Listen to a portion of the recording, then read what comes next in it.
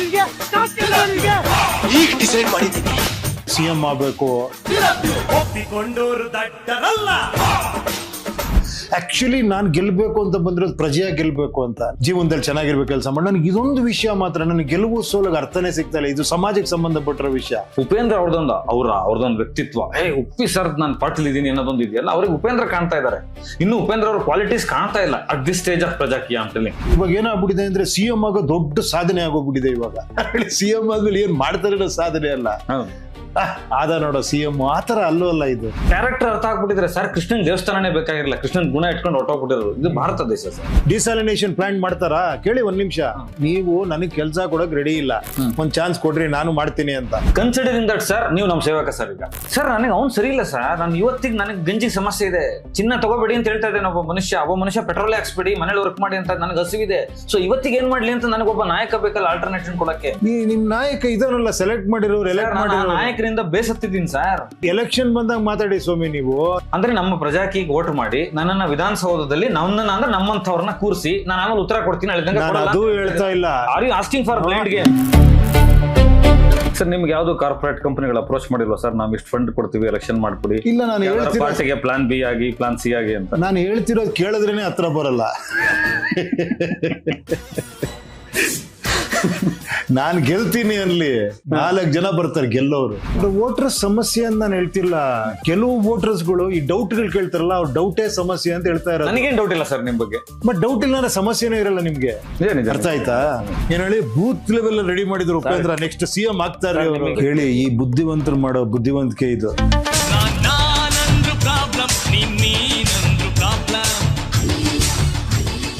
ಸ್ನೇಹಿತರ ನಮಸ್ಕಾರ. ಕನ್ನಡ ಪಿಕ್ಚರ್ಗಾಗಿ ನಾನು ಚಕ್ರವರ್ತಿ ಚಂದ್ರಚೂಡ್. ನೀವು ಏನು ಈ ವ್ಯಕ್ತಿತ್ವ ಬಗ್ಗೆ ನಾನೇನು ಇಂಟ್ರೊಡಕ್ಷನ್ ಕೊಡ್ಬೇಕಾಗಿಲ್ಲ. ಪ್ರೋಮೋಸ್ ನೋಡಿರ್ತೀರಾ, ಈಗ ಆಲ್ರೆಡಿ ಥಂಬ್ನೇಲ್ ನೋಡಿರ್ತೀರಾ, ಡಿಸೈನ್ ನೋಡಿರ್ತೀರಾ. ಆದ್ರೆ ನಂದು ಒಂದು ಅನಿಸಿಕೆ ಹೇಳ್ತೀನಿ ಇವ್ರ ಬಗ್ಗೆ. ಆ ಟೋನಲ್ಲಿ ಈ ಸಂದರ್ಶನವನ್ನ ನೀವು ಕರ್ನಾಟಕದ ಜನ, ಜಗತ್ತಿನಲ್ಲಿ ಎಲ್ಲೆಲ್ಲಿ ಕನ್ನಡಿಗರಿದ್ದೀರಾ ಅವ್ರಿಗೆಲ್ಲ ಇದು ರೀಚ್ ಆಗುತ್ತೆ, ಅವ್ರು ನೋಡ್ಬೇಕು ಅಂತ. ಈ ವ್ಯಕ್ತಿತ್ವನೇ ಒಂಥರ ಈ ಕುರುಡ ಅನ್ನೋ ಸಮಾಜದ ಕೈಗೆ ಸಿಕ್ಕಿರೋ ಒಂದು ಆನೆ. ಇದನ್ನ ಮುಟ್ಟಿದವರೆಲ್ಲ ಬೇರೆ ಬೇರೆ ಅಂಗನ ಬೇರೆ ಬೇರೆ ತರ ಅರ್ಥ ಮಾಡ್ಕೊಂಡಿದ್ದಾರೆ, ಬೇರೆ ಬೇರೆಯವ್ರ ತರ ಅನ್ಕೊಂಡಿದ್ದಾರೆ.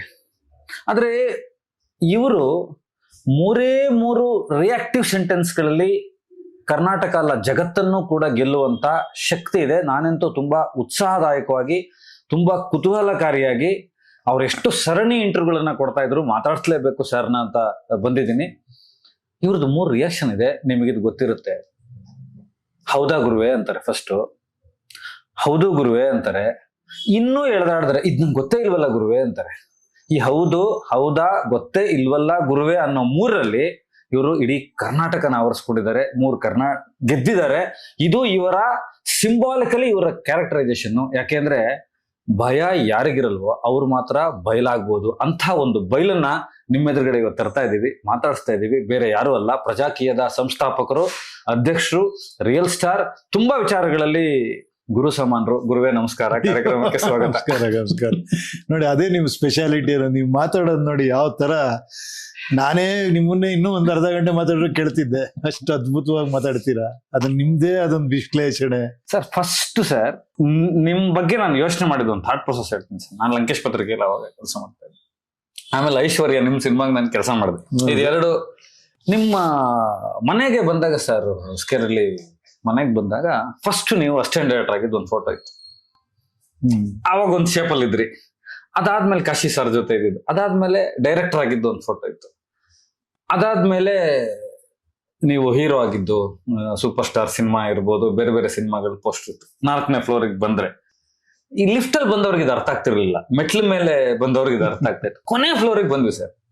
ಅದು that was time of Aishwarya cinema ಬರೆಯೋ ಇಂದ್ರಜಿತ್ ಲಂಕೇಶ್ ಅವ್ರದ್ದು ಸಿನಿಮಾ ಟೈಮಲ್ಲಿ. ಕೊನೆಗೆ ಒಂದು ಫ್ರೇಮ್ ಖಾಲಿ ಬಿಟ್ಟಿದ್ರಿ ಸರ್. ಸರ್ ನಾನು ಈ 4 ಮೆಟ್ಲುಗಳಲ್ಲಿ ಉಪೇಂದ್ರ ಅನ್ನೋರ್ನ ನೋಡಿದ್ದು ಆ ಖಾಲಿ ಫ್ರೇಮ್ ಇದೆ ಸರ್. ನೋಡಿ ನೀವು ಎಷ್ಟು ಯಾವ ಫ್ರೇಮ್ ಅಲ್ಲ ಸರ್. ತಕ್ಷಣಕ್ಕೆ ಇವಾಗ ಒಂದು ನಮ್ಮನ್ನು ನೋಡ್ತಿರೋ ಪ್ರೇಕ್ಷಕರಿಗೆ ಏನ್ ಹೇಳ್ಬೇಕು ಅಂದ್ರೆ, ಎಷ್ಟೋ ಸಿನಿಮಾದಲ್ಲಿ ಕೋಟ್ ಎಲ್ಲ ಹಾಕೊಂಡು ಪೌರ ಕಾರ್ಮಿಕರು ಕಸ ಹೊಡಿತಾ ಇರ್ತಾರೆ. ಅವಾಗ ನಿಮ್ಮನ್ನೊಂದು ಸಂದರ್ಶನ ಮಾಡಿದ್ವಿ, ಒಂದು ಓವರ್ ದ ಫೋನ್ ಸಂದರ್ಶನ ಆಗಿತ್ತು. ಅದು ಅರ್ಜೆಂಟಿಗೆ ಬರೆದು ಬಿಡ್ಬೇಕು ಅಂತ ಗೌರಿ ಮೇಡಮ್ ಹೇಳಿದ್ರು ಅಂತ. ಯಾಕೆ ಹಿಂಗೆ ಕೋಟ್ ಸೂಟ್ ಎಲ್ಲ ಹಾಕೊಂಡು ಪೌರ ಕಾರ್ಮಿಕರು ಕಸ ಹೊಡಿತಾ ಇದ್ದಾರೆ, ಅದೊಂದು ಸೆಟಪ್ ಇದೆಯಲ್ಲ ಯಾಕೆ ಅಂದ್ರೆ, ಐ ಬಿಲೀವ್ ಇನ್ ಕಮ್ಯುನಿಸಮ್. ಪೌರ ಕಾರ್ಮಿಕರು ಕೂಡ ನಮ್ಗೆ ಸರಿಸಮಾನರು. ಅವರು ನಮ್ಗಿಂತ ಚೆನ್ನಾಗಿರ್ಬೇಕು ಅವರು. ಆವಾಗ ಒಂದ್ ಪ್ರಶ್ನೆ ಕೇಳಕ್ಕಾಗಿರ್ಲಿಲ್ಲ ಸರ್, ಯಾಕಂದ್ರೆ ನೀವು ರಾಜಕಾರಣದ ಮಾತನ್ನ ಆಡ್ತಿರ್ಲಿಲ್ಲ, ಪ್ರಜಾಕರಣದ ಮಾತಾಡ್ತಿರ್ಲಿಲ್ಲ. ಈಗ ಆಡ್ತಿರೋದಕ್ಕೆ ಕೇಳ್ತಾ ಇದ್ದೀನಿ. ಅವನು ಕೋಟು ಸೂಟು ಹಾಕೊಳ್ಳೋಂತ ಪರಿಸ್ಥಿತಿಗೆ ಹೋಗ್ಬಿಟ್ರೆ ಅವ್ನ್ ಕಸನೇ ಹೊಡೆಯಲ್ಲ ಸರ್. ಈ ವ್ಯವಸ್ಥೆ ಹೆಂಗಿದೆ ಅಂದ್ರೆ, ಕಸ ಹೊಡೆಯುವ ಪೌರ ಕಾರ್ಮಿಕ, ಮಲ ಹೊರುವವನು, ಇವತ್ತಿಗೂ ಕೆಲಸ ಮಾಡೋನು, ಕೋಟು ಸೂಟ್ ಹಾಕೊಳ್ಳುವಂತ ಒಂದು ಸಿಸ್ಟಮ್ಗೆ ಹೋಗ್ಲೇಬಾರ್ದವನು, ಅಲ್ಲೇ ಹಿಡಿದು ದಮನಿತವಾಗಿ ಮಾಡ್ಬೇಕು ಅನ್ನೋ ಒಂದು ಸಿಸ್ಟಮ್ ಇದೆ ಇವತ್ತಿಗೆ. ಏನ್ ಗುರುವೆ ಸಿಸ್ಟಮ್ ಅದು? ಯಾವ ತರ ಅದು ಸರ್? ಆ ಸಿಸ್ಟಮ್ಗೆ ನಾನು ಏನು ಉತ್ತರ ಕೊಡಲ್ಲ ಸರ್. ಇವತ್ತೆಲ್ಲದಕ್ಕೂ ನೀವು ಉತ್ತರ ಕೊಡ್ಬೇಕು. ನೀವು ಅದನ್ನ ತುಂಬಾ ತಿಳ್ಕೊಂಡಿದ್ದೀರಾ ನೋಡಿ. ಇಲ್ಲ ಅಲ್ಲಲ್ಲ, ಹಂಗಲ್ಲ. ನಾವು ಪ್ರಮಾಣ ವಚನ ಸ್ವೀಕರಿಸ್ಬಿಡೋಣ ಸರ್. ಹಂಗಲ್ಲ ಗುರು, ನನಗೂ ಗೊತ್ತಾಗಬೇಕು. ನಾನು ಅಲ್ಲಲ್ಲ, ಈಗ ನೀವು ಗುರು ನೋಡಿ ಹಂಗೆ ಹೇಳ್ಬೇಡಿ. ಪ್ರಶ್ನೆ ಮಾತ್ರ ನೀವು ಫಸ್ಟ್ ಹೇಳಿದ್ರಿ 3 ವಿಷಯ ನಾನು ಹೇಳ್ತೀನಿ ಅಂತ. ಖಂಡಿತ ನಾನು ನಾಟಕೀಯವಾಗಿ ಹೇಳಲ್ಲ. ನನಗೆ ಗೊತ್ತಿಲ್ಲ, ದೇವರಾಣೆ ನಾನು ಹೇಳಿದ್ನ ನೀವು ಅಲ್ಲೇ ಇಡ್ಬೇಕು ಅನ್ನೋದು ಯಾವ ಅಟ್ಮಾಸ್ಫಿಯರ್, ಅದು ಏನಕ್ಕಾಗಿದೆ ಸರ್? ಅದನ್ನೇ ನಾನು ಹೇಳಕ್ ಬಂದೆ ಸರ್. ಈಗ ನನ್ನ ಮಾತು ನಿಮ್ಗೆ ಉತ್ತರದ ನಂತರ ನಂದಿತ್ತು ಸರ್. ಎಲ್ಲರೂ ನಿಮ್ಮನ್ನ ರಾಜಕಾರಣದ ಪ್ರಶ್ನೆ ಕೇಳ್ತಾ ಇದ್ದಾರೆ, ಉಪೇಂದ್ರ ಅವ್ರನ್ನ ರಾಜಕೀಯದಲ್ಲಿ ಎದುರು ನೋಡ್ತಾ ಇದ್ದಾರೆ. ಆದ್ರೆ ಉಪೇಂದ್ರ ಅವ್ರು ಹೇಳ್ತಾ ಇರೋದು ಪ್ರಜಾಕೀಯ. ಅದಕ್ಕೆ ನಾನೊಂದು ಹೋಮ್ವರ್ಕ್ ಮಾಡಿದೆ ಸರ್. ಯಾಕೆಂದ್ರೆ ರಾಜಕೀಯದ ಪ್ರಶ್ನೆಗಳನ್ನ ಉಪೇಂದ್ರ ಅವ್ರಿಗೆ ಕೇಳಿದ್ರೆ ಅದು ಅಸಮಂಜಸ ಅಂತ ನನ್ನ ಪ್ರಕಾರ. ಯಾಕೆಂದ್ರೆ ಉಪೇಂದ್ರ ಅವರು ಆ ಬಾಕ್ಸ್ ಅಲ್ಲೇ ಇಲ್ಲ, ಆ ದೃಷ್ಟಿಕೋನದಲ್ಲಿ ಇಲ್ಲ. ಅವ್ರನ್ನ ಕೇಳಬೇಕಾಗಿರೋದು ಪ್ರಜಾಕೀಯಕ್ಕೆ. ಮೊದಲು ಈ ನಾಡಿನ ಜನರಿಗೆ, ಯುವಕರಿಗೆ, ಎಲ್ಲರಿಗೂ ಒಂದು ಪ್ರಜಾಕೀಯ ಅನ್ನುವ ಏನ್ ಮೈಂಡ್ ಸೆಟ್ ಏನು, ಜೀವನ ಕ್ರಮ ಏನು, ಅದೊಂದು ಧರ್ಮನಾ, ಅದೊಂದು ಸಿಸ್ಟಮ್ಮ, ಅದೊಂದು ಜೀವನವನ್ನ ನಡೆಸುವ ರೀತಿನ, ಅಥವಾ ಅದು ಚುನಾವಣೆಗೋಸ್ಕರ ಮಾಡಿರೋದಾ ಅಂತ ಎಲ್ರಿಗೂ ಅರ್ಥ ಆದ್ರೆ ಮಾತ್ರ ಸರ್ ಆ ಪ್ರಶ್ನೆಗಳು ಗೊತ್ತಾಗ್ತಾ ಹೋಗುತ್ತೆ. ಅದಕ್ಕೆ ನಾನು ಮೊದಲು ಚಕ್ರವರ್ತಿ ಚಂದ್ರಚೂಡ್ ವೀಕ್ಷಕರಿಗೆ ಒಂದು ಹೇಳ್ಬಿಡ್ತೀನಿ ಸರ್. ನಾನು ಮೊದಲು ನೋಂದಾಯಿಸ್ಕೊಂಡೆ ಪ್ರಜಾಕೀಯನ. 34,674 ನಂಬರ್ ಬಂದಿದೆ ನನಗೆ. ನಾನು ಮೆಂಬರ್ ಆಗಿ ಅದನ್ನು ಒಳಗಡೆ ಇಳಿದು ನೀವು ಬರೆದಿರುವ 3 ಪುಟ ಏನೊಂದು ಬೈಲಾ ತರ ಬರ್ದಿದ್ದೀರಾ, ಅದ್ರಲ್ಲಿ ನನಗೆ ಒಂದು 3,000 ತರ ಅರ್ಥ ಆಗಿದೆ. ಅದನ್ನ ಅರ್ಥ ಮಾಡ್ಕೊಂಡು ನೀವೇನ್ ಹೇಳಕ್ ಹೊರಡ್ತಾ ಇದ್ದೀರಾ ಮತ್ತು ನಿಮ್ಮ ಮತ್ತು ಸಮಾಜದ ನಡುವೆ ಒಂದು ಮಿಸ್ಕಂಡಕ್ಟ್ ಏನಾಗ್ತಾ ಇದೆ ಅನ್ನೋ ನನ್ಗೆ ಅನಿಸ್ತು ಸರ್. ಯಾಕಂದ್ರೆ ಎಲ್ಲರೂ ಒಂದು ವೈಟ್ ಪ್ಯಾಂಟ್ ಮತ್ತು ವೈಟ್ ಪಂಚೆಯಲ್ಲಿರುವ ಒಬ್ಬ ಲೀಡರ್ ಬರ್ತಾನಲ್ಲ, ಅವನ್ನ ನೋಡ್ತಾ ಇದ್ದಾರೆ ಉಪೇಂದ್ರ ಅವ್ರನ್ನ ಆ ಜಾಗಕ್ಕೆ ಹಾಕಕ್ಕೆ ಈ ತರ. ಆದ್ರೆ ಉಪೇಂದ್ರ ಅವರು ಆ ಬಿಳಿ ಒಳಗಡೆ ಸಿಗಾಕೊಳ್ತಾ ಇರೋ ಒಂದು ಪ್ರಜಾಕೀಯ ಅಲ್ಲ, ಅದು ಸಪರೇಟ್ ಆಗಿದೆ, ಅದೊಂದು ಬೇರೆ ಧ್ವನಿ ಇದೆ. ಸೊ ನಾನು ಆ ಧ್ವನಿ ಜೊತೆ ಮಾತಾಡ್ಬೇಕು. ಇದು ಈ ಸಂದರ್ಶನ ಅದ್ರದ್ದು ಸರ್. ಖಂಡಿತ. ಯಾಕೆಂದ್ರೆ ನಾನು ಯಾಕೆ ಕಮ್ಯುನಿಸ್ಟ್ ಇದಕ್ಕೆ ಹೋದೆ ಅಂದ್ರೆ ಸರ್, ಒಂದ್ ಮನಸ್ಥಿತಿ, ಪೌರ ಕಾರ್ಮಿಕರು ಸೂಟು ಬೂಟ್ ಹಾಕೊಳ್ಬೇಕು ಅನ್ನೋದು ನಿಮ್ಮ ಆಶಯ, ಈ ರಾಜಕಾರಣ ಅನ್ನೋದು ಒಂದು ಆಸೆ. ಇವತ್ತು ಆ ಎರಡು ಡಿಫ್ರೆನ್ಸ್ ನಡುವೆ ನಾನು ಆಶಯಕ್ಕೆ ಪ್ರಶ್ನೆ ಕೇಳಬೇಕು ಅಂತ ಇದೀನಿ ಸರ್. ತುಂಬಾ ಸಿಂಪಲ್ ಲೈಟರ್ ನೋಟ್ ಅಲ್ಲಿ ಸ್ಟಾರ್ಟ್ ಮಾಡ್ಕೊಳ್ಳೋಣ ಸರ್. ತಮಾಷೆ ಜನರಿಗೆ ನಿಮ್ ಸ್ಟೈಲಲ್ಲಿ ಶುರು ಮಾಡಿದಾರೆ ಸರ್. ನಿಮ್ಗೆ ಸಿದ್ದರಾಮಯ್ಯನವ್ರ ಮೇಲೆ, ನರೇಂದ್ರ ಮೋದಿ ಅವ್ರ ಮೇಲೆ, ಈಗ ನಾವು ಕುಳಿತಿರೋ MLA ಡಾಕ್ಟರ್ ಅಶ್ವಥ್ ನಾರಾಯಣ ಅವ್ರ ಮೇಲೆ ಏನ್ ಸರ್ ಕೋಪ? ನಿಮ್ ತಕರಾರು ಏನ್ ಸರ್? ಅವ್ರದ್ದು ಕೋಪನ ತಕರಾರು ಏನ್ ಸರ್? ಅವ್ರದ್ದು ಏನು ಇಲ್ಲ ಗುರು, ನನ್ ತಕರಾರು ಇರೋದು ವೋಟರ್ಸ್ ಮೇಲೆ. ನಿಮ್ಗೆ ಕೇಳಿ, ಅವ್ರನ್ನೆಲ್ಲ ನಾವೇ ಎಲೆಕ್ಟ್ ಮಾಡಿರೋರು, ಓಕೆ, ನಾಯಕರಾಗಿ ನಾವೇ ಚೂಸ್ ಮಾಡಿರೋದು.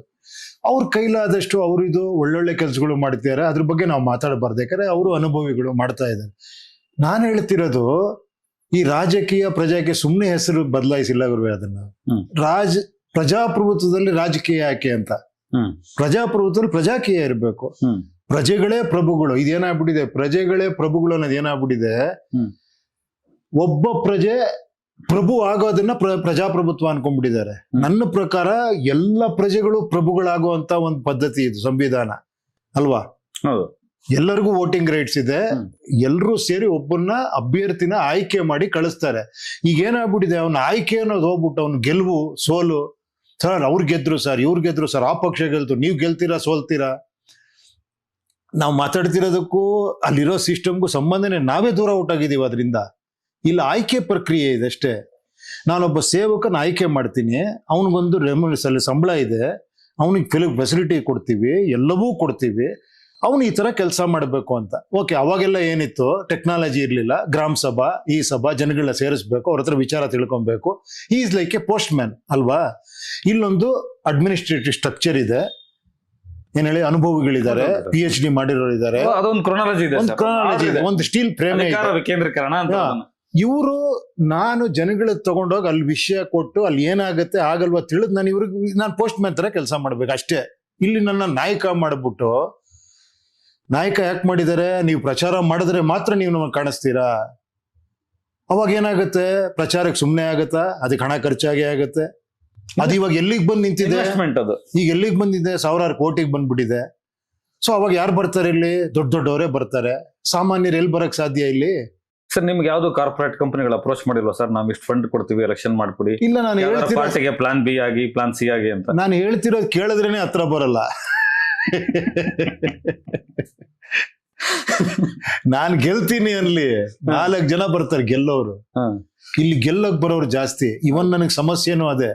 ಇಲ್ಲಿ ಬಂದು ಎಲೆಕ್ಷನ್ ಬಂದು ನಿಲ್ಲಕ್ ಬರ್ತಾರಲ್ಲ, ಅವರಲ್ಲೆಲ್ಲ ಒಂದ್ ನಾಯಕ ಇರ್ತಾನೆ. ಇವಾಗ ಅವ್ರು ಅದನ್ನ ತೆಗಿಯೋದು ಬಹಳ ಕಷ್ಟ. ಅವನನ್ನ ಫೋಟೋ ಹಾಕೊಂತಾನೆ, ಅವನ ಹೆಸರು ಹಾಕೊಂತಾನೆ. ಒಬ್ಬ ಒಳ್ಳೆಯ ನಾಯಕನ್ನ ನೀವು ಸೆಲೆಕ್ಟ್ ಮಾಡೋದು ಒಂದು ಪ್ರಜಾಕೀಯದಲ್ಲಿ ಹಾಕಿರ್ತಾನೆ. ಅವ್ನು 5 ವರ್ಷದಿಂದ ಪ್ರಜಾಕೀಯದಲ್ಲಿ. ನಾನು ಏನಯ್ಯ ನೀನೇನ್ ನಾಯಕ ಅಂತ ಹಾಕೊಂಡಿದ್ಯಾ? ಯಾವ ಕ್ಷೀಮೆ ನಾಯಕನಯ್ಯ ನೀನು?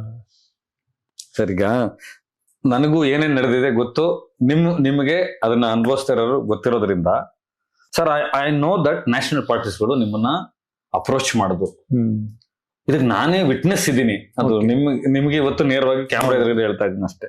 ನೀವು ಒಂದಿನ ರುಪೀಸ್ ಅಲ್ಲಿ ನಿಂತು ಒಂದು ಪ್ರೆಸ್ ಮೀಟ್ ಮಾಡ್ತಾ ಇದ್ರಿ, ಅವತ್ತು ಕಾಕಿ ಬಟ್ಟೆ ಹಾಕೊಂಡಿದ್ರಿ. ಅವತ್ತು ಅಮಿತ್ ಶಾ ಅವರು ಅತಿ ದೊಡ್ಡ ಇಂಪಾರ್ಟೆಂಟ್ ಪ್ರೋಗ್ರಾಮ್ ಇದೆ ಅಂತ ಹೇಳಿ ಕರ್ನಾಟಕಕ್ಕೆ ಬರ್ತಾ ಇದ್ರು. ಸರ್ ನಾನೇ ಒಂದು ಖಾಸಗಿ ಚಾನಲ್ ಅಲ್ಲಿ ಮಾತಾಡಿದ್ದೀನಿ, ನಿಮ್ ಪರವಾಗಿ ಮಾತನಾಡೋದಕ್ಕೆ ಕೂತಿದ್ದೆ. ಇದು ನಿಮ್ಗೆ ಹೇಳ್ಬೇಕು, ಇದು ಎಲ್ಲಾ ಕಾರಿಡಾರ್ಗಳಲ್ಲಿ ನನ್ನೆದುರುಗಡೆ ವಿಟ್ನೆಸ್ ಆಗಿ ನಡೆದಿರುವಂತದ್ದು. ಸರ್ ಅವತ್ತು ಅಮಿತ್ ಶಾ ಅವರು ಏರ್ಪೋರ್ಟ್ ಇಂದ ಇಳಿದು ಬಂದಿದ್ದನ್ನು ಯಾರು ಲೈವ್ ಶೋ ಮಾಡಿಲ್ಲ ಸರ್, ಯಾರಿಗೂ ಆಸಕ್ತಿಕರವಾದ ವಿಷಯ ಇರಲಿಲ್ಲ ಸರ್. ಉಪೇಂದ್ರ ಅವರು ಪಾರ್ಟಿ ಅನೌನ್ಸ್ ಮಾಡಿ ಏನ್ ಹೇಳಕ್ ಹೊರಟಿದ್ದಾರೆ ಜನಕ್ಕೆ ಅನ್ನೋದು ಅವತ್ತಿನ ಕಾಲಕ್ಕೆ ಅಷ್ಟು ಗುರುತ್ವಾಕರ್ಷಣೆ ಆಗಿತ್ತು ಸರ್. ಅದಾದ ನಂತರ ನಿಮಗೆ ಎಲ್ಲಾ ನ್ಯಾಷನಲ್ ಪಾರ್ಟೀಸ್ಗಳು, ರೀಜನಲ್ ಪಾರ್ಟೀಸ್ ಅಪ್ರೋಚ್ ಮಾಡಿದ್ದಾರೆ ಸರ್. ಸರ್ ಅವ್ರು ಅಪ್ರೋಚ್ ಮಾಡಿದ್ನ ರಿಜೆಕ್ಟ್ ಮಾಡುವಾಗ ಏನಂತ ರಿಜೆಕ್ಟ್ ಮಾಡಿದ್ರೆ ಸರ್? ಇಲ್ಲ ನಾನು ಹೇಳ್ದೆ ಕೇಳಿ, ನಾನು ಹೇಳ್ತಿರೋದು ಇದನ್ನ ಯಾರು ಬೇಕಾದ್ರೂ ಮಾಡ್ಬೋದು, ನೀವು ಮಾಡ್ರಿ ಇನ್ನೂ ಸಂತೋಷ. ಇದನ್ನ ನಾನು ಯಾಕೆ ಇಷ್ಟೆಲ್ಲ ಓಪನ್ ಆಗಿ ಹೇಳ್ತೀನಿ ಅಂದ್ರೆ, ನಿಮ್ಗೆ ನನ್ಕಿಂತ ಈಸಿ, ಆಲ್ರೆಡಿ ಆ ಪೊಸಿಷನ್ ಇದ್ದೀರಾ. ನಾನು ಹೇಳೋದು ಎಲ್ಲವೂ ಮಾಡದೇ ಇದ್ರು 1-2 ಮಾಡ್ಬೋದು. ಟ್ರಾನ್ಸ್ಪರೆನ್ಸಿ ತರ್ಬೋದು, ಜನಗಳಿಗೆ ಕನೆಕ್ಟ್ ಮಾಡೋದಕ್ಕೆ ಟೆಕ್ನಾಲಜಿ ಯೂಸ್ ಮಾಡ್ಬೋದು, ಪೋಲಿಂಗ್ಗಳು ಮಾಡ್ಬೋದು. ನೀವು ಈ ತರದ್ದೆಲ್ಲ ಇದೆಲ್ಲ ಚೆನ್ನಾಗಿರುತ್ತೆ ಅಂತ ಏನ್ ಹೇಳ್ತಾರೆ, ನೀವು ಇಲ್ಲಿ ಬಂದ್ ಮಾಡಿ ಅಂತಾರೆ. ಸರ್ ನಾನು ಯಾಕೆ ಸರ್ ಮಾಡೋದು? ನಿಮ್ಗೆ ಚೆನ್ನಾಗಿದೆ ಅನ್ಸ ನೀವೇ ಮಾಡ್ಬೋದಲ್ವಾ? ಮತ್ ನಾನು ಅಲ್ಲಿ ಬಂದೆ ಏನ್ ಹೇಳಿ, ಅಲ್ಲಿ ಮತ್ತೆ ಅದೇ ಸಿಸ್ಟಮ್ ಇದೆ. ಏನ್ ಹೇಳಿ, ನನ್ ಮೇಲೂ ನೀವು ಎಲ್ಲ ಖರ್ಚು ಮಾಡಿ ಹೇಳ್ತೀರಾ, ನೋಡಪ್ಪ ಇಷ್ಟು ಖರ್ಚಾಗಿದೆ, ಇಲ್ಲಿ ಕೆಲವು ಈ ತರ ಎಲ್ಲ ಆಗಿದೆ, ಹಿಂಗೆ ಇದನ್ನ ಹಿಂಗ್ ಮಾಡ್ಕೊಂಡು ಹೋಗಿ, ಹೈಕಮಾಂಡ್ ಇದ್ದಾರೆ ಅದು ಒಪ್ತಾ ಇಲ್ಲ ಅಂತೀರಾ. ನಾನು ಎಷ್ಟು ಜನಕ್ಕೆ ಇದನ್ನ ಕನ್ವಿನ್ಸ್ ಮಾಡ್ತಾ ಹೋಗ್ಲಿ? ಆಮೇಲೆ ಫಸ್ಟ್ ಆಫ್ ಆಲ್ ನನಗೆ ನಿಜ ಹೇಳ್ಬೇಕಾದ್ರೆ, ನೀವು ಈ ಒಂದು ವಿಷಯದಲ್ಲಿ ಗುರುವೆ, ನಾವು ಸಿನಿಮಾದಲ್ಲಿ ಗೆಲ್ಬೇಕು ಸೋಲ್ಬೇಕು ಅಂತ ಕೆಲಸ ಮಾಡ್ತೀವಿ, ಜೀವನದಲ್ಲಿ ಚೆನ್ನಾಗಿರ್ಬೇಕು ಕೆಲಸ ಮಾಡಿ. ನನಗೆ ಇದೊಂದು ವಿಷಯ ಮಾತ್ರ, ನನಗೆ ಗೆಲುವು ಸೋಲಿಗೆ ಅರ್ಥನೇ ಸಿಗ್ತಾ ಇಲ್ಲ. ಇದು ಸಮಾಜಕ್ಕೆ ಸಂಬಂಧಪಟ್ಟಿರೋ ವಿಷಯ. ಆಕ್ಚುಲಿ ನಾನು ಗೆಲ್ಬೇಕು ಅಂತ ಬಂದಿರೋದು ಪ್ರಜೆಯಾಗಿ ಗೆಲ್ಬೇಕು ಅಂತ, ನಾಟ್ ಏನ್ ಹೇಳಿ CM ಆಗ್ಬೇಕು, ನಾನೇನೋ ಇದು ಸಾಧಿಸ್ಬೇಕು. ಇವಾಗ ಏನಾಗ್ಬಿಟ್ಟಿದೆ ಅಂದ್ರೆ, CM ಆಗೋ ದೊಡ್ಡ ಸಾಧನೆ ಆಗೋಗ್ಬಿಟ್ಟಿದೆ ಇವಾಗ. CM ಆದ್ಮೇಲೆ ಏನ್ ಮಾಡ್ತಾರೆ ಸಾಧನೆ ಅಲ್ಲ, ಆದ ನೋಡೋ CM ಆತರ ಅಲ್ಲೂ ಅಲ್ಲ ಇದು. ಆಕ್ಚುಲಿ ನಾನು ಅದಕ್ಕೆ ಹೇಳ್ತೇನೆ, ನಾಯಕರು ಅನ್ಕೊಳ್ಳಿ, ಎಲ್ರು ನಾಯಕರಾಗತ್ತಾ ಸರ್ ಅಂತಾರೆ. ಹಂಗಲ್ಲಪ್ಪ, ನಾಯಕತ್ವದ ಗುಣ ಬೆಳೆಸ್ಕೊಳ್ಳಿ, ಇಂಡಿಪೆಂಡೆಂಟ್ ಆಗಿ ಯೋಚನೆ ಮಾಡಿ. ನಾನು ಹೇಳ್ತಿರೋದು ಫಸ್ಟ್ ನೀವು ಎರಾಡಿಕೇಟ್ ಮಾಡ್ಬೇಕಾಗಿರೋದು ಈ ಬಿಸ್ನೆಸ್ ರಾಜಕಾರಣನ. ಏನ್ ಹೇಳಿ, ಇಲ್ಲಿ ನೀವು ನನಗೆ ಕಾಣಿಸ್ತಿಲ್ಲ ಅಂತ ಹೇಳಿದ್ರೆ ನಾಳೆ ನಾನು ಕಾಣಿಸ್ದೇ ಇರ್ಬೋದು, ನಾಳೆ ನನ್ನ ಜೊತೆಲಿ ನಿಂತಿರೋರು ಯಾರು ಕಾಣಿಸ್ದೇ ಇರ್ಬೋದು. ನೀವ್ ಕೇಳ್ಬೋದು, ಎಲ್ರಿ ಒಂದು ಬೋರ್ಡಿಂಗ್ ಕಾಣಿಸ್ತಿಲ್ಲ, ಒಂದು ಕಟ್ಔಟ್ ಕಾಣಿಸ್ತಿಲ್ಲ, ಒಂದು ಪೋಸ್ಟರ್ ಕಾಣಿಸ್ತಿಲ್ಲ, ಒಂದು ಸಮಾವೇಶ ಅಲ್ಲಿ ನೋಡ್ರಿ ಅವ್ರು ಹೆಂಗ್ ಮಾಡ್ತಾ ಇದ್ದಾರೆ ನೋಡ್ರಿ, ಹೆಂಗ್ ವೇವ್ ಇದೆ ನೋಡ್ರಿ ಅಲ್ಲಿ ಅನ್ಬಿಟ್ಟು, ನೀವು ಆ ವೇವ್ ನೋಡ್ಬಿಟ್ಟು ಯಾರೋ ಬಂದ್ಬಿಡಿ ನೀವು ಹೋಗ್ಬಿಟ್ರೆ ಏನು ಮಾಡಕ್ಕಾಗಲ್ಲ.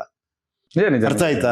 ಅಲ್ಲ ಸರ್, ಇವತ್ತು ಚುನಾವಣೆ ಹೆಂಗಾಗಿದೆ ಅಂದ್ರೆ, ಯಾವುದೇ ನ್ಯಾಷನಲ್ ಪಾರ್ಟೀಸ್, ನಾನು ಸ್ಟ್ರೈಟ್ ಆಗಿ ಮಾತಾಡೋದು, whether it is Congress, BJP, whoever it may be, ಒಂದು ಕಾರ್ಪೊರೇಟ್ ಬರುತ್ತೆ, ಅವರು ಫಂಡ್ ಮಾಡ್ತಾರೆ. ಸರ್ ಯಾರೋ ಒಬ್ಬ ಅಭ್ಯರ್ಥಿ ಹೋಗಿ, ನನಗೆ ಗೊತ್ತಿರೋ ಹಾಗೆ ಇವತ್ತು ಬೆಂಗಳೂರಲ್ಲಿ ಅಥವಾ ಬೇರೆ ಬೇರೆ ಜಾಗಗಳಲ್ಲಿ 1-2 ಕೋಟಿ ಬರೀ ನಾಮಿನೇಷನ್ಗೆ ಖರ್ಚಾಗುತ್ತೆ. ಅದ ಒಂದು ಜನರನ್ನ ಕರ್ಕೊಂಡು ಹೋಗಿ ಮಾಡೋದಿಕ್ಕೆ. ಸರ್ ಇವತ್ತು ಜೈಕಾರ ಕೂಗ್ಸೋದಕ್ಕೂ ಹಣ ಕೊಡಬೇಕು, ಧಿಕ್ಕಾರ ಕೂಗ್ಸೋದಕ್ಕೂ ಹಣ ಕೊಡಬೇಕು ಅನ್ನುವಂತ ಪರಿಸ್ಥಿತಿ ಈ ಡಿಜಿಟಲ್ ಮೀಡಿಯಾದ ಕಾಲ್ಗಡತಲ್ಲಿ ಬಂದಿರುವಾಗ, ಅದು ಸಂಪೂರ್ಣವಾಗಿ ಇದೇ ಪಾಲಿಸಿ ತರಬೇಕು ನೀನು ಅಂತಾನೆ ಫೈಲ್ ಕೊಟ್ಟೆ ನಿಮ್ಮನ್ನ ಕಳಿಸೋದು ಸರ್ ಎಲೆಕ್ಷನ್ಗೆ. ಹೌದೌದು, ಈ ತರ ಆಗಿದೆ ಇವಾಗ. ಇದು ಒಂದು ಸಿಸ್ಟಮ್, ಇಷ್ಟು ದೊಡ್ಡ ಕರಪ್ಟ್ ಸಿಸ್ಟಮ್ ಅಲ್ಲಿ ಈ ಪ್ರಜಾಕೀಯದ ಆಶಯನ ಸಾಮಾನ್ಯ ಜನರಿಗೆ ತಲುಪಿಸೋದಕ್ಕೆ ಇರುವ ಈ ಪ್ರಯತ್ನ ಇದೆಯಲ್ಲ sir, really I appreciate you sir. ನನಗೆ ಇದರಲ್ಲಿ ಯಾವುದೇ ನಿರಾಶವಾದ ಇಲ್ಲ ಸರ್. ಇದು ಒಂದು ಗಿಡ ಸರ್, ಈ ಒಂದು ಗಿಡ ಸರ್, ನೀವು ಕಾರ್ಲ್ ಮಾರ್ಕ್ಸ್ಗಿಂತ ವಿಭಿನ್ನವಾಗಿ ಏನು ಹೇಳ್ತಾ ಇಲ್ಲ, ರಾಮನೋರ್ ಲೋಹಿಯಾಗಿಂತ, ಅರಬಿಂದೋಗಿಂತ ಸರ್, ಇವರೆಲ್ಲರೂ ಬೇರೆ ಬೇರೆ ಬೇರೆ ಬಿಡಿ ಬಿಡಿಯಾಗಿ ಹೇಳಿದ್ನ ನೀವೊಂದು ಇಡಿಯಾಗಿ ಫಾರ್ಮೆಟ್ ಮಾಡಿ ಸಮಾಜನ ನೋಡೋರಾಗಿ ನೀವು ಹೇಳ್ತಾ ಇದ್ದೀರಾ. ಇದು ಇವತ್ತಿನ ಒಂದು ಗಿಡ ಮುಂದೊಂದ್ ದಿನ ಒಂದು ವೃಕ್ಷ ಆಗುತ್ತೆ ಅನ್ನೋದು ನಂಬಿಕೆ ನನಗಿಂತ ಇದೆ ಸರ್. ನಾನು ಇಲ್ದಲೇ ಇರ್ಬೋದು, ನೀವು ಇಲ್ದಲೇ ಇರ್ಬೋದು. Thank you. ಆಗತ್ತೆ ನನಗಂತೂ ನಾನು ಇರ್ಬೇಕಾರೆ ಆಗತ್ತೆ ಅನ್ಸುತ್ತೆ. ಈ ನೆಕ್ಸ್ಟ್ ಎಲೆಕ್ಷನ್ಗೆ ಆಗತ್ತೆ ಅನ್ಸುತ್ತೆ ನನಗೆ. Yes sir. ಈಗ ಈ ನೋಟಲ್ಲಿ ನಮ್ಗೊಂದು 2 ವರ್ಷ ಟೈಮ್ ಇದೆ ಅಂತ ಇಟ್ಕೊಳ್ಳಿ ಸರ್. ನಾವ್ ಇಲ್ಲಿ ಕೂತಿರುವ ಕ್ಯಾಮ್ರಾಮನ್ಗಳ ಸಹಿತ ನೀವ್ ಹೇಳ್ತಿರೋದನ್ನ ಒಪ್ಕೊಳ್ಳುವಂತ ಇದ್ದಾರೆ ಸರ್. ಇದು ಶಬ್ದವಾಗಿ ನಮ್ಗೆ ತುಂಬಾ ಚೆನ್ನಾಗಿ ಅನಿಸ್ತಾ ಇದೆ ಸರ್. ಇದನ್ನ ಎಕ್ಸಿಕ್ಯೂಟ್ ಮಾಡಕ್ಕೆ, ಇದನ್ನ ತುಂಬಾ ಜನಕ್ಕೆ ಅರ್ಥ ಮಾಡಿಸ್ಬಿಟ್ರೆ ಸರ್, ನೀವ್ ಹೇಳಿದ ವಿನೇಲ್ಸ್ ಬೇಕಾಗಿಲ್ಲ. ನೀವ್ ಹೇಳಿದ ನೀವ್ ಹೇಳಿದ್ರಲ್ಲ ಬೇರೆಯವರು ಇದು ಮಾಡುವ ಐಡಿಯಾಲಜಿಕಲ್ ಇದನ್ನ ಮಾಡ್ತಾರೆ ಅಂತ. ಸೊ ಅದೇನು ಬೇಕಾಗಿಲ್ಲ ಸರ್. ಇವತ್ತು ಅದ್ ಅರ್ಥ ಆದ್ರೆ ಸಾಕು. ಯಾಕೆಂದ್ರೆ ಸರ್, ಇದೇ ಕರ್ನಾಟಕದಲ್ಲಿ ಸರ್ 1.5 ಲಕ್ಷ ಜನ ಓಟ್ ಇರೋ ಕಡೆ 15 ಜನನೂ ಆ ಜಾತಿಯವ್ರು ಇರ್ಲಿಲ್ಲ ಸರ್, ಅಂತವ್ರೆಲ್ಲ ಗೆದ್ದಿದ್ದಾರೆ ಇಲ್ಲಿ. ಆಮೇಲೆ ಯಾವುದೇ ಪಾರ್ಟಿ ಇಲ್ದಲೆ ದಿಗ್ಗಜರೆಲ್ಲ ಪಾರ್ಟಿಯಿಂದ 3 ಪಾರ್ಟಿಯಿಂದ ನಿಂತಾಗ ಯಾರೋ ಒಬ್ಬ ರಿಟೈರ್ಡ್ ಸಬ್ ಇನ್ಸ್ಪೆಕ್ಟರ್ ಗೆದ್ದು ಬಿಟ್ಟಿದ್ದಾನೆ. ಇದೇ ಕರ್ನಾಟಕದಲ್ಲಿ ನಡೆದಿದೆ ಸರ್. ಅಷ್ಟು ನಿರಾಶೆ ಆಗ್ಬೇಕಾಗಿಲ್ಲ. ಆದ್ರೆ ಜನರಿಗೆ ನಿಮ್ಮ ಚಿಂತನೆಗಳನ್ನ ತಲುಪಿಸೋದಕ್ಕೆ ನೀವು ಮಾಡ್ತಿರೋ ಪ್ರಯತ್ನಗಳೇನು, ಅದ್ ಎಲ್ಲಿದೆ ಸರ್? ಯಾವ ಸ್ಟೇಜ್ ಅಲ್ಲಿ ಇಲ್ಲ ಗುರು, ನೋಡಿ ಇವಾಗ ಇದು ಒಂದು ದಾರಿ. ನಾನು ಕಾಲೇಜ್ಗಳಿಗೆ ಹೋದಾಗೆಲ್ಲ ಇದನ್ನ ಮಾತಾಡ್ತೀನಿ, ಎಲ್ಲೇ ಶೂಟಿಂಗ್ ಹೋದಾಗ ಎಲ್ಲರ ಹತ್ರ ಮಾತಾಡ್ತೀನಿ, ಹಳ್ಳಿಗಳಿಗೆ ಹೋಗಿ ಮಾತಾಡಿದ್ದೀನಿ. ಆಮೇಲೆ ನನ್ ಬಿಗ್ಗೆಸ್ಟ್ ಇದಂದ್ರೆ ಒಂದು ಸೋಷಿಯಲ್ ಮೀಡಿಯಾ. ಎಲ್ಲದಕ್ಕಿಂತ ಸತ್ಯ ಹೇಳ ನಿಮ್ಗೆ, ನಾನು ಫಸ್ಟ್ ಡೇ ಬಂದಾಗ ಹೇಳಿದ್ದೆ, ಕಾಲ ಪಕ್ವವಾದಾಗ ಇದಾಗತ್ತೆ ಹೇಳಿ. ಅದು ಮೊದಲನೇದು ಕೇಳಿ. ಅಲ್ಟಿಮೇಟ್ ಇದು ಏನೋ ಒಂದು ನಡೀತಾ ಇರುತ್ತೆ. ಓಕೆ, ನನ್ಗನ್ಸಿದ್ದೇನಂದ್ರೆ ಈಗ ಒಂದು ಸಿಸ್ಟಮ್ ನಡೀತಾ ಇದೆಯಲ್ಲ, ಮೋಸ್ಟ್ಲಿ ಅದು ಕರೆಕ್ಟ್ ಇರ್ಬೋದು. ಅದಕ್ಕೆ ಅದನ್ನ ಇಟ್ಕೊಂಡಿದ್ದಾರೆ ಜನ. ಏನ್ ಹೇಳಿ, ನಥಿಂಗ್ ಈಸ್ ರಾಂಗ್. ಇವಾಗ ಯಾರೋ ನಾನ್ ಬರ್ತೀನಿ 1 ಕೋಟಿ ಖರ್ಚು ಮಾಡ್ತೀನಿ, 5 ಕೋಟಿ ಖರ್ಚು, 5 ಕೋಟಿ ಎಲ್ಲೋ ಜನಕ್ಕೆ ಹೋಗುತ್ತದು. ನಥಿಂಗ್ ರಾಂಗ್ ಇನ್ ದಟ್ ಅಲ್ವಾ? ನಾನು 50 ಕೋಟಿ ಖರ್ಚು ಮಾಡಿದ್ರೆ 50 ಕೋಟಿ ಜನಕ್ಕೆ ಹೋಗಿರುತ್ತೆ. ನಾನು ಹೇಳ್ತಿರೋದು 50 ಕೋಟಿ ಹೋಗಿ 50 ಕೋಟಿ ನೀನು ವಾಪಸ್ ತಗೊಳ್ಳೋದು ಬೇರೆ ಅಪ್ಪ. 50 ಹೋಗಿ 1000 ಕೋಟಿ ತಗೊಳ್ಳೋದಿದೆಯಲ್ಲ, ಅದಾಗಬಾರ್ದು ಅಂತಷ್ಟೇ. ಆಮೇಲೆ ಓಕೆ, ಇನ್ನೊಂದು ಹೇಳ್ತೀನಿ ಕೇಳಿ. ಈಗ 50 ಕೋಟಿ ಖರ್ಚು ಮಾಡಿ ನಾನು ಬಂದ್ಬಿಟ್ಟು ನಿನ್ಗೇನ್ ಯೂಸ್ ಆಗ್ತಿದೆ ಅಂತ ಏನ್ ಹೇಳಿ. ಅಲ್ಟಿಮೇಟ್ಲಿ ವೋಟರ್ಸ್ಗೆ ನೀವೊಂದು 10% ಜನಕ್ಕೆ ಇದು ಯೂಸ್ ಆಗ್ತಾ ಇದೆಯಾ? ಈ 50 ಕೋಟಿ ಖರ್ಚು ಮಾಡೋದು ದಲ್ಲಾಳಿಗಳಿಗೆ ಆಗ್ತಾ ಇದೆ ಸರ್. ಏನೋ ಪಡೆ ಇದು ಎಲ್ಲ ಓಕೆ, ದಲ್ಲಾಳಿಗಳಿಗೆ ಆಗ್ತಾ ಇದೆ. ಏನೋ ಒಂದಷ್ಟು ಜನಕ್ಕೆ ಯೂಸ್ ಆಗ್ತಾ ಇದೆ. ಹಂಗಲ್ಲ, ಹಂಗೆ ಹೇಳಕ್ಕಲ್ಲ. ನೋಡಿ, ಒಬ್ಬ ಸ್ಟೇಜ್ ಕಟ್ತಾನೆ, ಅವ್ನಿಗೆ ಯೂಸ್ ಆಗುತ್ತೆ. ಅಲ್ಲೊಬ್ಬ ಮೈಕ್ ತರ್ತಾನೆ, ಅವ್ನಿಗೆ ಯೂಸ್ ಆಗ್ತಾನೆ. ಒಂದಷ್ಟು ಅಲ್ಲೊಂದು ಸಂಘಟನೆಗಳಿರುತ್ತೆ, ಅವ್ರಿಗೆ ಮದುವೆ ಮಾಡಿದಾಗ ಬಡವರಿಗೆ ಹೆಲ್ಪ್ ಆಗುತ್ತೆ, ಎಲೆ ಮಾರೋನಿಗೆ ಎಲ್ಲರಿಗೂ ಹೆಲ್ಪ್ ಆಗುತ್ತೆ ಅಂತ. ನಾನು ಹೇಳಿದ್ ಅದನ್ನ ಬಿಟ್ಟು ಇನ್ನೊಂದು ರೀತಿ ಯೋಚನೆ ಮಾಡಿದ್ರೆ, ನೀವು ಇಲ್ಲೊಂದು ಸಣ್ಣ ಬದಲಾವಣೆ ತಂದ್ಬಿಟ್ರೆ ವಿಚಾರವಂತರು ಬರ್ತಾರೆ, ಯಂಗ್ಸ್ಟರ್ಸ್ ಬರ್ತಾರೆ, ಟೆಕ್ನಾಲಜಿ ಬರುತ್ತೆ, ಟ್ರಾನ್ಸ್ಪರೆನ್ಸಿ ಬರುತ್ತೆ, ನಿಮ್ಮ ಧ್ವನಿಗೆ ಬೆಲೆ ಸಿಗುತ್ತೆ. ಫಾರ್ ಎಕ್ಸಾಂಪಲ್, ನಾನು ಎಲ್ಲೋ ಒಂದು ಹಳ್ಳಿಲಿ ಇದ್ದೀನಿ, ನನ್ನ ಕನೆಕ್ಟ್ ಮಾಡಿದ್ರಿ ಅನ್ಕೊಳ್ಳಿ ನೀವು, ನಾನು ಫೋನಲ್ಲಿ ಕನೆಕ್ಟ್ ಮಾಡ್ಬೋದು. ನೀವು ಆತರ ಸಿಸ್ಟಮ್ ಇದೆ. ನನ್ನ ಅಭಿಪ್ರಾಯ ಹೇಳ್ತೀನಿ, ನನಗೆ ಇದು ಬೇಕು, ಇದು ಬೇಕು, 5 ಪಾಯಿಂಟ್ ಇರುತ್ತೆ. ನನಗೆ ಇದು ಬೇಕು, ಇದು ಬೇಕು, ಇದು ಬೇಕು. ಅತಿ ಹೆಚ್ಚು ಜನ ಯಾವ್ದು ಹೇಳ್ತಾರೋ ಅದು ಆಗೋ ತರ ಆಗ್ಬಿಟ್ರೆ ಏನ್ ಗುರುವೆ, ಅಗೇನ್ ಡೆಮಾಕ್ರೆಟಿಕ್ ವೇಲ್ ಅದೇ ಆಗ್ಬೇಕು ಅಲ್ವಾ? ಹೌದು ಸರ್. ನಾನು ಕೇಳ್ತಾ ಇರೋದೇನು ಸರ್ ಅಂದ್ರೆ, ಇಷ್ಟು ವರ್ಷಗಳ ಭಾರತನ ಸಾಮಾನ್ಯ ಜನ ಮತ್ತು ನಮ್ಮ ವರ್ಗನ, ಸಾಮಾನ್ಯ ವರ್ಗ ಹೆಂಗ್ ನೋಡ್ಕೊ ಬಂದಿದೆ ಸರ್ ಅಂದ್ರೆ, leader goes and mass follows ಅಂತ ಒಂದು ಬರುತ್ತೆ. ಎಲ್ಲರೂ ಎಲ್ಲದಕ್ಕೂ ಮಾಡಲ್ ಕೇಳ್ತಾ ಇದ್ದಾರೆ ಸರ್ ಇವತ್ತು. ಇದು ಜನರಿಗೆ ರೂಢಿಗತವಾಗಿದೆ. ಇದನ್ನ ಕ್ರ್ಯಾಕ್ ಮಾಡೋದು ಸ್ವಲ್ಪ ಕಷ್ಟ ಸಾಧ್ಯವಾದಂತ ಕೆಲಸ. ನಾನು ಅದಕ್ಕೆ again I will go back to my question again. ಅದನ್ನ ಹೆಂಗ್ ತಲುಪಿಸ್ತೀರಾ ಅಂದ್ರೆ, ಸರ್ ಈಗ ಒಂದು ಮನೆ ಕಟ್ಟಕ್ಕೆ 100 ಜನ ಬ್ಲೂ ಪ್ರಿಂಟ್ ಕೊಡ್ತಾ ಇದ್ದಾರೆ. ನಿಮ್ಗೊಂದು ಉಂಗುರ ಕೊಡೋದಕ್ಕೆ 100 ಮಾಡಲ್ಗಳಿದೆ, ಒಂದು ಬಟ್ಟೆ ಕೊಡಕ್ 100 ಮಾಡಲ್ ಇದೆ. ಸೊ ಒಂದು ಸಮಾಜ ಕಟ್ಟಕ್ಕೆ ಒಂದು ಮಾಡಲ್ ತೋರಿಸ್ಬೇಕಲ್ಲ ಸರ್? ಅದೇ ಗುರುವೆ, ಮಾಡಲಿಂಗ್ ನಾ ಹೆಂಗ್ ತಲುಪಿಸ್ತಾ ಇದೀರಾ? ಆ ಮಾಡಲ್ ಏನು ಅಂತ. ಓಕೆ, ಅವಾಗ ನೀವ್ ಈ ಮಾಡಲ್ ಕರೆಕ್ಟ್ ಆಗಿದೆ ಅಂತ ಇಷ್ಟು ದಿನ ತರ್ತಾ ಇದ್ದೀರಾ. ನನಗೆ ಈ ಮಾಡಲ್ ಸರಿ ಇಲ್ಲ ಸರ್. ಅಲ್ಲ, ಸರಿ ಇಲ್ಲ, ಕರೆಕ್ಟ್ ಸರ್. ನೀವು ಅಲ್ಲ, ಓಕೆ, ನಾನ್ ನಿಮ್ಮನ್ನ ಕೇಳ್ತೀನಿ. ಇವಾಗ ನೀವು ವೋಟರ್ ಸರ್, ನೀವ್ ಈ ಮಾಡಲ್ ಸರಿ ಇಲ್ಲ, ಇನ್ನೊಂದು ಮಾಡಲ್ ಬೇಕು ಅಂತಿದ್ದೀರಾ. ಇವ್ರನ್ನೇ ಕೇಳ್ತಿಲ್ಲ, ಆಲ್ರೆಡಿ ಇರೋರ್ನ. ಅವ್ರ ಮಾಡಲ್ ಸರಿ ಇಲ್ಲ ಅಲ್ವಾ ಸರ್? ಈ ಮಾಡಲ್ ಸರಿ ಇಲ್ಲ ಅನ್ನೋದನ್ನ ತುಂಬಾ ಸ್ಟ್ರೇಟ್ ಆಗಿ ನಮಗೆ ತಕರಾರುಗಳಿದೆ ಸರ್. ಓಕೆ, ತಕರಾರುಗಳಿದೆ. Why are going in that direction only sir. ನಮಗೆ ಇರೋದು ಒಂದೇ ಮಾರ್ಗ ಸರ್. ಜನಲೋಕಪಾಲ್ ಬಿಲ್ ತರ, ರೈಟ್ ಟು ರೀಕಾಲ್ ಆಕ್ಟ್ ತರ ತಗೊಬನ್ನಿ ಅಂತ ಅಣ್ಣಾಜಾರೆ ಅವ್ರ ಕಾರ್ಯಕ್ರಮಕ್ಕೆ ನೀವು ಫ್ರೀಡಂ ಪಾರ್ಕಿಗೆ ಬಂದಿದ್ರಿ ಸರ್. ನೀವು ನಿಮ್ ಸಿನಿಮಾದಲ್ಲಿ ಒಂದು ಹಾಡು ಬರ್ದ್ರಿ ಅದ್ರ ಬಗ್ಗೆ. ಹೌದು ಸರ್. ನಾನು ಅಣ್ಣಾಜಾರೆ ಅವ್ರ ಜೊತೆನೆ ಹೋಗಿ 300 ದಿನ ಅವ್ರ ಜೊತೆ ರಾಜೇಂದ್ರ ಸಿಂಗ್ ಅವ್ರ ಜೊತೆ ಇದ್ದು ಮೊದಲ ರೈಟರ್ ಪುಸ್ತಕ ಪ್ರಕಾಶನ ಮಾಡಿದ್ದು. ಜನಲೋಕಪಾಲ್ ಬಿಲ್ ಆಕ್ಟ್ ಏನ್ ಬರುತ್ತೆ, ರೈಟ್ ಟು ರೀಕಾಲ್ ಏನಂತ. ಸರ್, ಐ ಸ್ಟ್ರಾಂಗ್ಲಿ ನೀವ್ ಹೇಳ್ತಿರೋ ವಿಚಾರದಲ್ಲಿ ನನಗೆ ಒಂದು ಮೊದಲ ಸಹಮತ ಇರೋದು ರೈಟ್ ಟು ರೀಕಾಲ್ ಸರ್. ಹೌದು ಸರ್. ಇದು ಯಾವಾಗ ಬರುತ್ತೆ ಸರ್? ಅಲ್ಲ, ನೀವ್ ಮನಸ್ಸು ಮಾಡ್ಬೇಕು ಸ್ವಾಮಿ. ನಾನು ಹೇಳಿದ್ ಕೇಳಿ, 1 ನಿಮಿಷ ಹೇಳ್ತೀನಿ. ನೀವಾರ ಮನಸ್ಸು ಮಾಡ್ಬೇಕಲ್ವಾ? ಕೇಳಿ, ನಾನು ಬಿಟ್ಬಿಡಿ sir. I am on the way. No, ಇವಾಗ ನಿಮ್ ಕ್ವಶನ್ ಇದೆ ಅನ್ಕೊಳ್ಳಿ, ಇದು ಯಾವಾಗ ಬರುತ್ತೋ ಅಂತ ನೀವು ಸಪೋರ್ಟ್ ಮಾಡಿಲ್ಲ ಅನ್ಕೊಳ್ಳಿ, ಓಕೆನಾ? ಇಲ್ಲಿ ಕೇಳ್ತಿರೋರು ಕೂಡ ಎಲ್ಲ ಚೆನ್ನಾಗಿದ್ದೀರಿ, ಬಟ್ ಎಲ್ರಿ ನನ್ಗ ಬೇವೇ ಕಾಣಿಸ್ತಿಲ್ಲ ಅನ್ಕೊಂಡ್ ಸುಮ್ನೆ. ಸರ್, ನಾನು ಆ ಟೋನ್ ಅಲ್ಲಿ ಇಲ್ಲ ಸರ್. ಇನ್ಯಾವ ಟೋನ್ ಅದು? ಸರ್, ನಾನೇನ್ ಕೇಳ್ತಾ ಇದ್ದೀನಿ ಸರ್ ಅಂದ್ರೆ, ಇವತ್ತು ಸರ್ ಹೇಗೆ ಒಂದು ಪಕ್ಷನ, ಒಂದು ಮ್ಯಾನಿಫೆಸ್ಟೇಷನ್, ಒಂದು ಪ್ರಣಾಳಿಕೆನ, ಒಂದು ವ್ಯಕ್ತಿನ, ಒಂದು ವ್ಯಕ್ತಿತ್ವನ ಜನ ಸುಲಭ ಮಾರ್ಗದಲ್ಲಿ ತಗೊಳ್ತಾ ಇದ್ದಾರೆ ಅಂದ್ರೆ, ಯಾವುದೋ ಒಂದು ಸಮಸ್ಯೆ ಆತನ ಸಮಸ್ಯೆ ಆದಾಗ ಆ ಪಕ್ಷದ ಕರಸೇವಕರು ನೀವ್ ಹೇಳ್ದಂಗೆ ನಾಯಕರಿಗೆ ಹೋಗೋದ್ ಬೇಡ ಸರ್. ಆ ಪಕ್ಷದ ಈಗ ನಾನೇ ನೋಡಿದ್ನಲ್ಲ ಸರ್, 34,674 ನನಗೆ ನಂಬರ್ ಬಂದಿದೆ, including me I am talking sir. ನನ್ನನ್ನ ಹೊರತುಪಡಿಸಿ ನಾನು ಪ್ರಜಾಕೀಯ ನಿಮ್ಮ ಹತ್ರ ಮಾತಾಡ್ತಾ ಇಲ್ಲ, ನಾನು ತಗದೇ ಮಾಡಕ್ ಬಂದಿಲ್ಲ, ಇದನ್ನ ಮುಂದಕ್ಕೆ ತಗೊಂಡು ಹೋಗಕ್ ಬಂದಿದ್ದೀನಿ. ಯಾವ್ದಾದ್ರು ಒಂದು ವಿಷಯನ ಸರ್, ಒಂದು ಸಣ್ಣ ವಿಷಯ, ಆ ವಿಷಯನ ಲಾಜಿಕಲ್ ಎಂಡಿಗೆ ಬರೋ ತರಕ ತಗೊಂಡೋಗಿ ಅವನಿಗೆ ಒಂದು ನಿದರ್ಶನ ಕೊಟ್ರೆ ಮಾತ್ರ ಓ ಇವನು ಹೇಳ್ತಾರ ಸರಿ ಅನ್ನುವಂತ ಒಂದು ಮಾಡೆಲಿಂಗ್ ಕಾಲದಲ್ಲಿ ಇದೀವಿ ಸರ್. ಓಕೆ, ಇನ್ನೊಂದು ಹೇಳ ನಾನು, ನೀವು ಟೆಸ್ಟ್ ಮಾಡಿ ನಾನು ಹೇಳ್ತಿರೋ ಸರಿ ಅಂತ ನಂಬಿಕೆನೂ ಪಡಬೇಡಿ ಅಂತ ಹೇಳ್ತೀನಿ.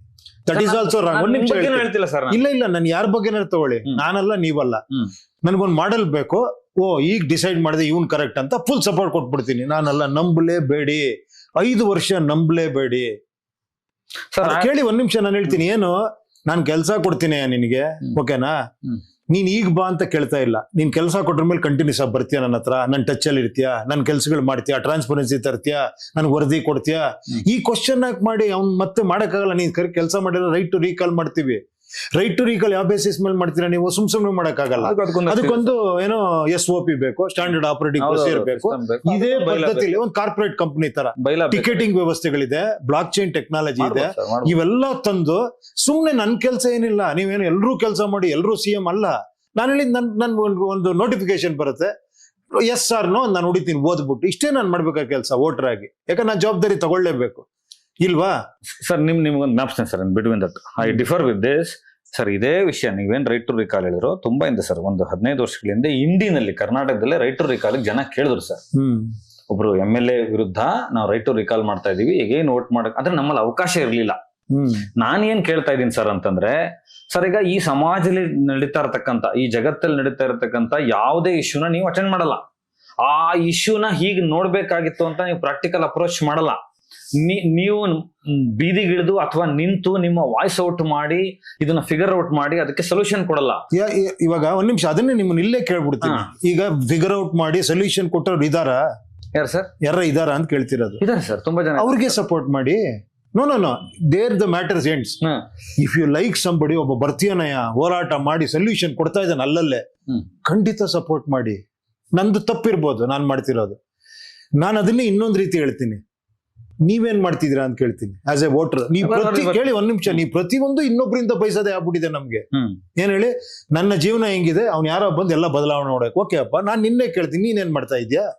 ಒಬ್ಬ ವೋಟರ್ ಆಗಿ ಕೇಳ್ತೀನಿ. ಓಕೆ, ನಾನು ಹೇಳ್ತೀನಿ ಸರ್, ನಿಮ್ ಪ್ರಶ್ನೆ sir, that's what I am telling. ಮೊದಲು ಇಲ್ಲಿ ಪ್ರಜಾಕೀಯ ವ್ಯವಸ್ಥೆಯ ಮಾನಸಿಕ ವಾತಾವರಣ ನಮ್ಗೆ ಅರಿವಾಗಬೇಕು ಫಸ್ಟ್. ನೀವೇನು ಅದು ಅರಿವಾಗದೆ ಏನೂ ಆಗಲ್ಲ. ಆಗದಲ್ಲಿ ನಾವು ಮತ್ತೆ ರಾಜಕಾರಣದ ಪ್ರಶ್ನೆಗೆ ಹೋಗ್ತೀವಿ ನಾವು. ಅದೇ ಹೇಳಿದ್, ನಾನು ಮತ್ತೆ ಅರಿವು ಮಾಡೋದಕ್ಕೆ ಹೇಳ್ತಾ ಇದ್ದೀನಿ. ಕೇಳಿ, ನೀವು ಇನ್ನೊಬ್ರಿಗೆ ಕೈ ತೋರಿಸೋ ಬದಲು, ಓಕೆ ನಾನೇನೋ ಮಾಡ್ತಾ ಇದೀನಿ, ಓಕೆ ಒಂದು ಪಾರ್ಟಿ ಮಾಡಿದೀನಿ, ನಾನು ಆ ಪಾರ್ಟಿ ನಿಮ್ಗೆ ಕೊಟ್ಟಿದ್ದೀನಿ, ಯಾಕಂದ್ರೆ ಸೆಲೆಕ್ಷನ್ ನಾನು ತಗೊಂಡಿಲ್ಲ, ಯಾಕಂದ್ರೆ ಮತ್ತೆ ಸೆಲೆಕ್ಷನ್ ನಾನ್ ಮಾಡಿದ್ರೆ ಮತ್ತಲ್ಲಿ ರಾಜಕೀಯ ಬರುತ್ತೆ ಅಂತ ಸೆಲೆಕ್ಷನ್ಗೂ ಈಸಿ ಇದು ಮಾಡಿದ್ದೀನಿ. ಏನ್ ಹೇಳಿ, ಅದ್ರಲ್ಲಿ ಏನಿದೆ, ನೀವು ವೋಟರ್ ಆಗು ಬರ್ತೀರಾ, ಅಲ್ಲಿ ಆಸ್ಪಿರೆಂಟ್ ಆಗು ಬರ್ತೀರಾ, ಅಲ್ಲಿ ನೀವು ಡೈರೆಕ್ಟ್ ಕನೆಕ್ಟ್ ಮಾಡ್ಬೋದು ವೋಟರ್ಸ್ ಜೊತೆ, ಅಲ್ಲಿ ನೀವು ರೇಟಿಂಗ್ ಮಾಡ್ಬೋದು. ಸರ್ ಈಗ ನಿಮ್ ಪಾರ್ಟಿಯ ಮೆಂಬರ್ ಸರ್, ನಾನು ನೀಟ್ ಕ್ಯಾನ್ಸಲ್ ಆಗಿದೆ ಸರ್ ಇವತ್ತು. How I have to react sir? ನಾನು ಯಾರಿಗೂ ಕೇಳಿ ಸರ್? ಈಗ ನೀವೇನ್ ನಿಮ್ಮ ಅಭಿಪ್ರಾಯ ಹೇಳಿ ಸರ್. ನನ್ನ ಅಭಿಪ್ರಾಯ ನಾನು ಸೋಷಿಯಲ್ ಮೀಡಿಯಾದಲ್ಲಿ ಹೇಳ್ಬೋದು ಸರ್. ಹೇಳ್ಕೊಳ್ಳಿ ಸ್ವಾಮಿ, ಅಷ್ಟೇ. ನೀವ್ ಯಾಕೆ ಇನ್ನೊಬ್ಬರನ್ನ ಬಯಸ್ತೀರಾ? ನಿಮ್ಗೊಬ್ಬ ಲೀಡರ್ ಬೇಕಾ? ಇಲ್ಲ ಸರ್, ನಾನು ಕೇಳ್ತಾ ಇರೋದು ಒಂದು ಸಿಸ್ಟಮ್ ಸರ್. ಇದರಲ್ಲಿ ಒಂದು ಕ್ರೊನಾಲಜಿ ಅಂತೂ ಇದ್ದೇ ಇದೆ ಸರ್. ವಿಧಾನಸೌಧಕ್ಕೆ ಒಬ್ನೇ ಸರ್ ಹೋಗೋದು, ಒಂದ್ ಕ್ಷೇತ್ರದಿಂದ ಒಬ್ನೇ ಹೋಗಕ್ಕಾಗೋದು, ಎಲ್ರೂ ಹೋಗಕ್ಕಾಗಲ್ಲ. ಅವನ್ನ ಪ್ರತಿನಿಧಿ ಅಂತ ನಾವು ಕರಿತಾ ಇದೀವಿ, ನೀವು ಸೇವಕ ಅಂತ ಕರಿತಾ ಇದೀರಾ. ನಮ್ ಸರ್ವಿಸ್ ಎರಡು ಒಂದೇ ಸರ್ ಇಲ್ಲಿ. ನಾನು ಎಲ್ಲರನ್ನು ಕರ್ಕೊಂಡು ಹೋಗೋ ತರ ಹೇಳ ನಿಮ್ಗೆ? ಅಲ್ಲ ಸರ್, ಈ ಪ್ರಶ್ನೆ ಕರೆಂಟ್ ಇವೆಂಟ್ಸ್. ಓಕೆ ಬಿಡಿ, ಕರೆಂಟ್ ಇವೆಂಟ್. ನೀವ್ ಯಾವ್ದೋ ಒಂದು ಇಶ್ಯೂ ಹೇಳ್ತೀರಾ, ಇದಕ್ಕೆ ನಿಮ್ಮ ಅಭಿಪ್ರಾಯ ಏನು? ಇಲ್ಲ ಸರ್, ನಾನು ನಿಮ್ಮ ಅಭಿಪ್ರಾಯನ ಕೇಳ್ತಾ ಇಲ್ಲ. ಇನ್ನೇನು ಸರ್, ನಾನ್ ಏನ್ ಮಾಡ್ಬೇಕು ಅಂತ ಕೇಳ್ತಾ ಇದೀನಿ. ನೀವು ವೋಟರ್ಸ್ ಸಮಸ್ಯೆ ಇದೆ ನಂಗೆ ಗೊತ್ತು ಸರ್. ಅದು ಈ ವೋಟರ್ಸ್ ಸಮಸ್ಯೆ ಇರುವಾಗ ಇಷ್ಟು ಕೋಟಿ ಜನಸಂಖ್ಯೆಯ ಜನ ಇದನ್ನ ಹೇಗ್ ನೋಡ್ಬೇಕು? ಇದು ಪರ್ಯಾಯ ಏನು? ವೋಟರ್ಸ್ ಸಮಸ್ಯೆ ಅಂತ ನಾನು ಹೇಳ್ತಿಲ್ಲ. ಕೆಲವು ವೋಟರ್ಸ್ ಗಳು ಈ ಡೌಟ್ ಗಳು ಕೇಳ್ತಾರಲ್ಲ, ಅವ್ರ ಡೌಟೇ ಸಮಸ್ಯೆ ಅಂತ ಹೇಳ್ತಾ ಇರೋದು. ನನಗೇನ್ ಡೌಟ್ ಇಲ್ಲ ಸರ್ ನಿಮ್ ಬಗ್ಗೆ. ಬಟ್ ಡೌಟ್ ಇಲ್ಲ ಅಂದ್ರೆ ಸಮಸ್ಯೆನೂ ಇರಲ್ಲ ನಿಮ್ಗೆ. ನಾನ್ ಕೇಳ್ತಾ ಇರೋದು, ಈ ಹೋರಾಟ ಹೆಂಗ್ ಮಾಡೋಣ ಸರ್ ಪ್ರಜಾಕೀಯದಿಂದ ಅಂತ ಕೇಳ್ತಾ ಇದೀನಿ. ಏನ್ ಹೋರಾಟ? ಫಸ್ಟ್ ನೀಟ್ ಸಮಸ್ಯೆ. ಒಂದ್ ನಿಮಿಷ, ಫಸ್ಟ್ ಹೋರಾಟ ಗಿರೇಟಲ್ಲ ಎರಡನೇದು ಬಿಡಿ. ಫಸ್ಟ್ ನೀವ್ ಇದನ್ ಸರಿ ಮಾಡಿ. ಏನ್ ಹೇಳಿ, ಇದನ್ ಸರಿ ಮಾಡಿ, ನಿಮ್ ವಾಯ್ಸ್ ಬೆಲೆ ಕೊಡುವಂತ ಒಂದು ಸಿಸ್ಟಮ್ ತನ್ನಿ ಸರ್. ಇಲ್ಲಿ ಮನೆ ಉರಿತಾ ಇದೆಯಲ್ಲ ಸರ್, ತಗದಾಗ ಅಂತ ಇಶ್ಯೂಸ್ ಗಳಿದೆಯಲ್ಲ ಸರ್, ಬೆಲೆ ಏರಿಕೆ ಇದೆ, 106 ಇಶ್ಯೂಸ್ ಗಳಿದೆ ಸರ್. ನನಗೆ ಏನ್ ಮಾಡ್ಬೇಕು ನಾನಿವಾಗ? ನೀವಲ್ಲ ಸರ್, ಹಾ ನಾನು ನಿಮ್ಮನ್ನ ಪ್ರಶ್ನೆ ಕೇಳ್ತಾ ಇಲ್ಲ. ಯಾರನ್ನ ಕೇಳ್ಬೇಕು ನೀವು? ನೀವು ಸೇವಕ, ಈಗ ನಾನು ಸೇವಕ ಪ್ರಜಾಕೀಯದಲ್ಲಿ. ಇಲ್ಲ ಬಿಡಿ, ನಂದು ಬಿಟ್ಬಿಡಿ. ಯಾರನ್ನ ಅಟೆಂಡ್ ಮಾಡೋಣ ಅಂತ ಕೇಳ್ತಾ ಇದೀನಿ. ಇವಾಗ ಏನ್ ಪರಿಸ್ಥಿತಿ ಬಂದಿದೆ, ನೀವು ಸೆಲೆಕ್ಟ್ ಮಾಡಿ ಕಳಿಸಿದೀರಾ, ಹಾ. ಮಾತಾಡಕ್ಕೆ ಆಗ್ತಾ ಇಲ್ಲ, ನಿಮ್ಗೆ ಕೇಳಕ್ಕೂ ಆಗ್ತಾ ಇಲ್ಲ. ಸರ್ ನಾವು ಅವ್ರನ್ನ ಕೇಳ್ತಾ ಇದೀವಿ ಸರ್. ಇನ್ನೇನ್ ಮತ್ತೆ ಕೋರ್ಟ್ಗೆ ಲಿಟಿಗೇಷನ್ಸ್ ಹೋಗ್ತಾ ಇದೀವಿ, ಇನ್ನೊಂದ್ ಮಾಡ್ತಾ ಇದೀವಿ, ಮತ್ತೊಂದ್ ಮಾಡ್ತಾ ಇದೀವಿ ಸರ್. Okay. ಜನ, ಸಾಮಾನ್ಯ ಜನರ ಪ್ರಶ್ನೆ ಸರ್ ಇದು. ಏನಂತ ಇದೆ? ಏನ್ ಕೇಳ್ತಾರೆ ಅಂದ್ರೆ ಸರ್, ಅವರಿಗೆ ಕಾಣ್ತಾ ಇರೋದು ಉಪೇಂದ್ರ ಅನ್ನೋದೊಂದು ಫೇಸ್ ವ್ಯಾಲ್ಯೂ ಸರ್. ಸರ್ ಮೊದಲು ಈ ಜಗತ್ತಲ್ಲಿ ಕಾಣೋದು ಆ ಮನುಷ್ಯನದೊಂದು ಅವರ, ಅವ್ರದ್ದು ಎಲ್ಲರದ್ದು ಕ್ಯಾರೆಕ್ಟರ್ ಅರ್ಥ ಆಗ್ಬಿಟ್ಟಿದ್ರೆ ಸರ್, ಕೃಷ್ಣನ್ ದೇವಸ್ಥಾನನೇ ಬೇಕಾಗಿರಲಿಲ್ಲ, ಕೃಷ್ಣನ್ ಗುಣ ಇಟ್ಕೊಂಡು ಹೊಟ್ಟೋಗ್ಬಿಟ್ಟಿರೋರು. ಇದು ಭಾರತ ದೇಶ ಸರ್. ಉಪೇಂದ್ರ ಅವ್ರದೊಂದು ವ್ಯಕ್ತಿತ್ವ, ಉಪ್ಪಿ ಸರ್ ನಾನು ಪಾಟೀಲ್ ಇದೀನಿ ಅನ್ನೋದೊಂದು ಇದೆಯಲ್ಲ, ಅವ್ರಿಗೆ ಉಪೇಂದ್ರ ಕಾಣ್ತಾ ಇದ್ದಾರೆ. ಇನ್ನು ಉಪೇಂದ್ರ ಅವ್ರ ಕ್ವಾಲಿಟೀಸ್ ಕಾಣ್ತಾ ಇಲ್ಲ at this stage of Prajakeeya am telling. So ಹಂಗಿರುವಾಗ ನನ್ನ ಲೀಡರ್ ಏನ್ ಮಾಡ್ತಾನೆ, ನನ್ನ ಸೇವಕ ಏನ್ ಮಾಡ್ತಾನೆ? ಈಗ ಸೇವಕ ಅಂತಾನೆ ಅನ್ಕೊಳ್ಳೋಣ ಸರ್, ನಾವು 34 ಲಕ್ಷ ಜನ ಚಿಲ್ಲರೆ ಇದೀವಲ್ಲ ಸರ್ ಕರ್ನಾಟಕದಲ್ಲಿ. ಕನ್ಸಿಡರಿಂಗ್ ದಟ್ ಸರ್, ನೀವು ನಮ್ ಸೇವಕ ಸರ್. ಈಗ ಸೇವಕರು ಕೆಲಸನೇ ಕೊಟ್ಟಿಲ್ಲ, ನೀವು ಸೇವೆ